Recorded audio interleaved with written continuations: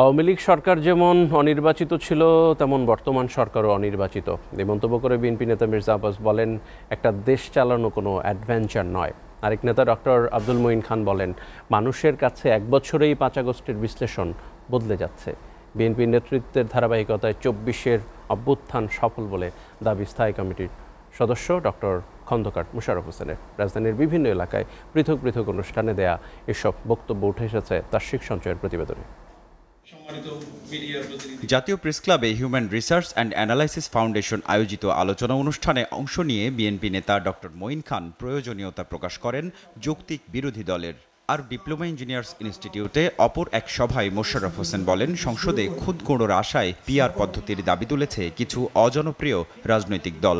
আগামীতে একটি সুষ্ঠু নিরপেক্ষ নির্বাচনের মাধ্যমে আমাদের প্রত্যাশিত পার্লামেন্ট যখন আসবে, সেই পার্লামেন্টে যদি জবাবদিহি করার মতো যুক্তিযুক্ত একটি বিরোধী দল না থাকে, তাহলে বাংলাদেশে আগামীতেও গণতন্ত্র আবার শঙ্কার সম্মুখীন হবে কি না, সেই প্রশ্ন কিন্তু আজকেই আমাদের বিবেচনা করতে। এই ছাত্র গণ অভ্যুত্থানের এদেশের জনগণ বিএনপির যে নেতৃত্ব ছিল, সেই নেতৃত্বের যে ধারাবাহিকতায় এই আমাদের গণ অভ্যুত্থান সফল হয়েছে। ওই যে একটা পিআর সম্বন্ধে কথা উঠছে, সেই সিস্টেমে ভোট হইলে একটি দল যদি আমরা 60% বিএনপি ভোট পাই, তাইলে 300 আসনের মধ্যে 180টা আসন পাব। আর যারা 10% পায়, তারা হয়তো ওইভাবে হিসাব করলে 30টা আসন পাবে। যারা 10%, 5%, 2% পাবে বলে মনে করে, তারা কিন্তু এই দাবিটা করতেছে। এদিকে পল্টনে জাতীয়তাবাদী সামাজিক সাংস্কৃতিক সংস্থা জাসাসের বিজয় উৎসবে যোগ দিয়ে মির্জা আব্বাস বলেন, দেশ চালানো কোনো অ্যাডভেঞ্চার নয়। বর্তমানে দেশে দক্ষ সরকার নেই বলেও মন্তব্য করেন তিনি।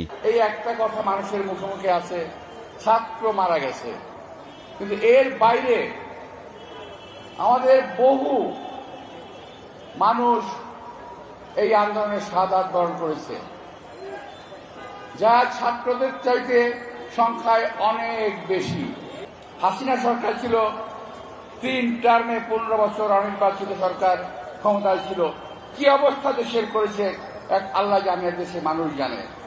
আর আজকেও আছে একটা অনির্বাচিত সরকার, এবং এই অনির্বাচিত সরকারের ভিতরে সবাই কিন্তু সৎ লোক নয়।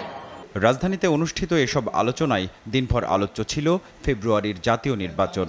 আপনারা আমার জন্য দোয়া করবেন, আমি আপনাদের জন্য। তার্কিক সঞ্চয়, SATV, ঢাকা।